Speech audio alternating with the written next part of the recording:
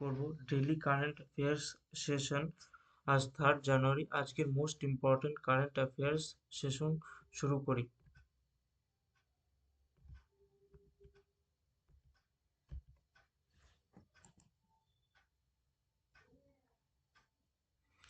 ইরাকের প্রাক্তন president Barham Salim 2026 সালের জানুয়ারি থেকে জাতিসংঘের শরণার্থী বিষয়ক হাই কমিশনার হিসাবে নিযুক্ত হয়েছেন।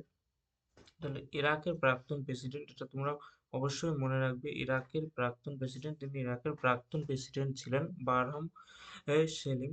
অ্যাপয়েন্ট হয়েছেন কিসে? হাই কমিশনার ফর রিফিউজি কমিশনে তিনি অ্যাপয়েন্ট হয়েছেন। 2026 সালের জানুয়ারি থেকে জাতিসংঘের শরণার্থী বিষয়ক হাই কমিশনার ইউএনএইচসিআর হিসাবে কে দায়িত্ব গ্রহণ করেছেন? তাহলে এক্ষুনি দেখো তোমাদের পড়ালাম, বারহাম সালিম। পরবর্তী খবর, রাজস্থান সরকার চিকিৎসা, শিক্ষায় সুশাসন এবং স্বচ্ছতা বৃদ্ধির লক্ষ্যে ই স্বাস্থ্য সংবাদ নামক একটি নতুন ডিজিটাল প্ল্যাটফর্ম চালু করেছে। এটা রাজ্য সরকারের একটি প্রকল্প। তোমাদের বেশি ডিটেলসে পড়তে হবে না, শুধুমাত্র প্রকল্পটির নাম মনে রাখবে আর কোন রাজ্য সরকার চালু করেছে এটা মনে রাখলেই হবে। তাহলে রাজস্থান চালু করেছে স্বাস্থ্য সংবাদ পোর্টাল। ঠিক আছে, পরবর্তী নিউজে আমরা চলে যাব। ভারতীয় বিমান বাহিনী অর্থাৎ ইন্ডিয়ান এয়ারফোর্স এবং আইআইটি মাদ্রাস একজোট হয়ে একটি সম্পূর্ণ দেশীয় অত্যাধুনিক এয়ারবোর্ন কমিউনিকেশন সিস্টেম তৈরির সিদ্ধান্ত নিয়েছে। এটি ভারতের প্রতিরক্ষা খাতের জন্য একটি বিশাল মাইলফলক, মানে বলতে পারো নিজস্ব দেশে তৈরি হচ্ছে, মানে একটা খুবই গুরুত্বপূর্ণ।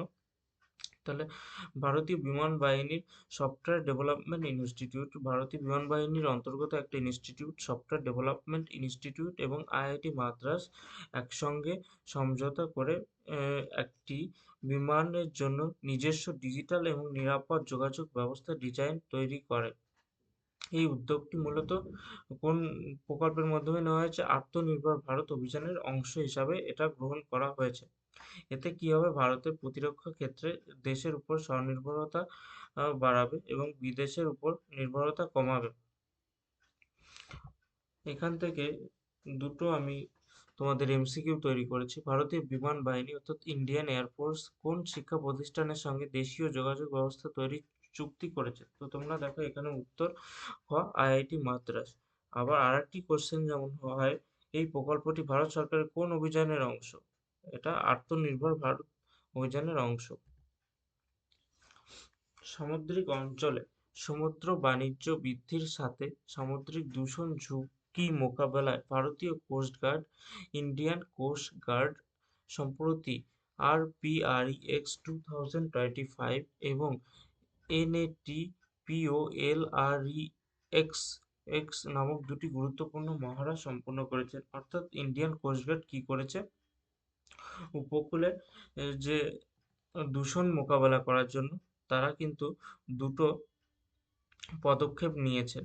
এর মধ্যে মোস্ট ইম্পর্টেন্ট পদক্ষেপ হলো RPREX 2025। সামুদ্রিক পরিবেশ রক্ষা এবং দুর্যোগ মোকাবেলায় নিজেদের প্রস্তুতি যাচাই করতে ভারতীয় কোস্টগার্ড মুম্বাই উপকূলে আঞ্চলিক স্তরে দূষণ সারাদান মহড়া RPREX 2025 পরিচালনা করেছেন। অর্থাৎ এটা কোথায় চালু হয়েছে তোমরা এটা মনে রাখবে, যে মুম্বাইয়ের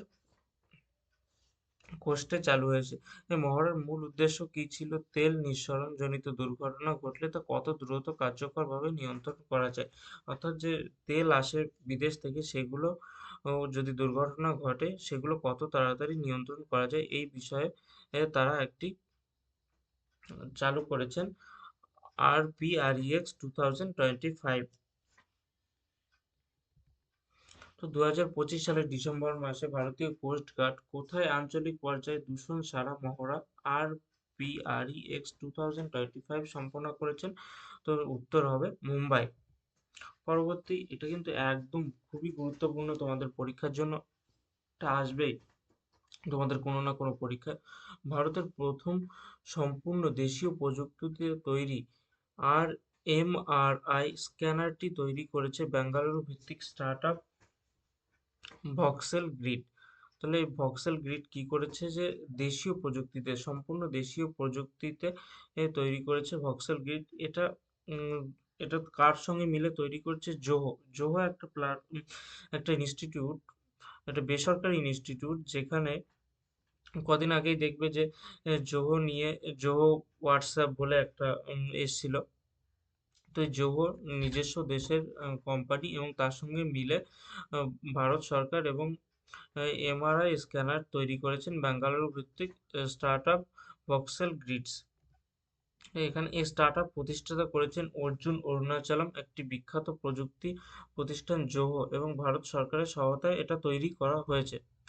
এবং দেশের প্রথম এই এমআরআই স্ক্যানারটি মহারাষ্ট্রের নাগপুরের কাছে চন্দ্রপুর ক্যান্সার কেয়ার ফাউন্ডেশনে স্থাপন করা হয়েছে।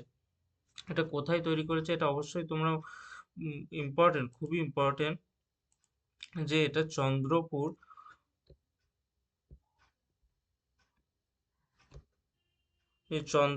ক্যান্সার কেয়ার ফাউন্ডেশন, এখানে এইটা প্রতিষ্ঠিত করা হয়েছে। এটা তোমরা অবশ্যই মনে রাখবে যে কোথায় প্রতিষ্ঠিত করা হয়েছে, চন্দ্রপুর ক্যান্সার কেয়ার ফাউন্ডেশন। এখান থেকে দুটো কোশ্চেন আমি তোমাদের তৈরি করে দিয়েছি। ভারতের প্রথম সম্পূর্ণ দেশীয় প্রযুক্তিতে এমআরআই স্ক্যানারটি কোন স্টার্টআপ তৈরি করেছে? তাহলে ভক্সেল গ্রিডস, অবশ্যই মনে রাখবে অপশন সি, ভক্সেল গ্রিড। এবং পরবর্তী কোশ্চেন, দেশের প্রথম এমআরআই স্ক্যানারটি কোন প্রতিষ্ঠানে প্রথম স্থাপন হয়েছে? তাহলে কোথায় প্রথমে স্থাপন হয়েছে? দেখো এক্ষুনি তোমাদের উম, দেখালাম যে Chandrapur Chandrapur cancer care foundation, Maharashtra, অর্থাৎ অ্যান্সার সি।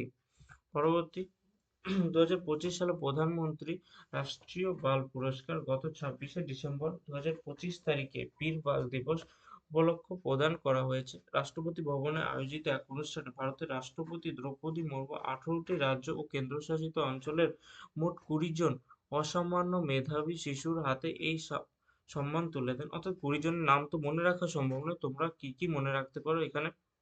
কাদেরকে দেওয়া হয়েছে? 20 জন যারা অসামান্য মেধাবী শিশু, তাদেরকে দেওয়া হয়েছে। বয়সসীমা তাদের কত হতে হবে?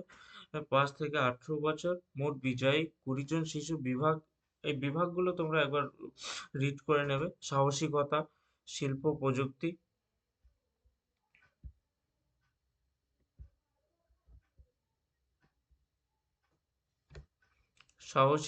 শিল্প প্রযুক্তি, সংস্কৃতি, পরিবেশ, উদ্ভাবন, বিজ্ঞান প্রযুক্তি, সমাজসেবা এবং ক্রিয়া। এই এই জিনিসগুলো তোমরা অবশ্যই মনে রাখবে। এই বিভাগগুলোতে দেওয়া হয়েছে। এবং পুরস্কার, একটি মেডেল এবং একটি প্রশংসাপত্রও দেওয়া হয়েছে। তো 2025 সালে মোট কতজন শিশুকে প্রধানমন্ত্রী রাষ্ট্রীয় বাল পুরস্কারে ভূষিত করা হয়েছে? তো এখানে মনে রাখতে হবে 20 জন শিশুকে এখানে রাষ্ট্রীয় বাল পুরস্কার দেওয়া হয়েছে। 20 জন শিশুকে দেওয়া হয়েছে। তারপর 1 জানুয়ারি 2026 তারিখে ভারতের defence research and development organisation, DRDO, তাদের 68তম প্রতিষ্ঠাতা দিবস। তাহলে ডিআরডিওর প্রতিষ্ঠাতা দিবস 1 জানুয়ারি।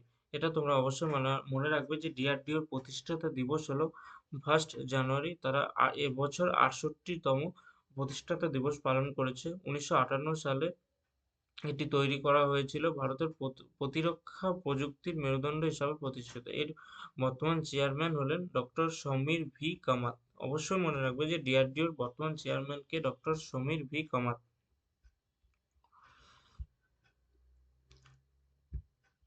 তা আমি হাইলাইট করে দিচ্ছি, এটা কিন্তু খুবই গুরুত্বপূর্ণ যে ডিআরডিওর বর্তমান চেয়ারম্যান কে, সমীর ভি কামাত। সমীর ভি কামাত।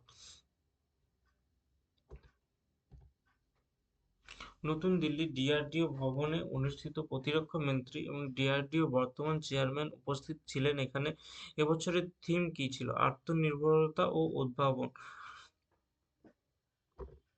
এখানে 1 জানুয়ারি সালে ডিআরডিওর প্রতিষ্ঠাতা দিবসটি কততম ছিল এক্ষুনি দেখুন 68তম। আর ডিআরডিও চেয়ারম্যান একই সাথে সরকারের কোন গুরুত্বপূর্ণ পদে দায়িত্ব পালন করে? এখনকার পরীক্ষাগুলো এই ধরনের কোশ্চেনও অনেক তুলছে যে একসঙ্গে তিনি কোন কোন পদের অধিকার, তাহলে এখানে আরেকটি ইনি পদের অধিকার করে থাকেন প্রতিরক্ষা মন্ত্রীর বৈজ্ঞানিক উপদেষ্টা হিসাবে।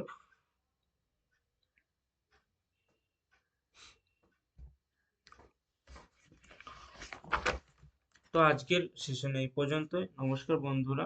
আরও SSC group C, group D থেকে শুরু করে ডাব্লিউবিপি কনস্টেবল চাকরির পরীক্ষার প্রস্তুতি এখন হবে আরও সহজ। এবং আমাদের এই ডাব্লিউবিপি কনস্টেবল ভিত্তিক কনস্টেবল ইন্টারভিউয়ের জন্য স্পেশাল গাইডেন্স পেতে এবং সঠিক দিশায় প্রস্তুতি নিতে আমাদের চ্যানেলটিকে সাবস্ক্রাইব করুন, সাথে থাকুন। ধন্যবাদ।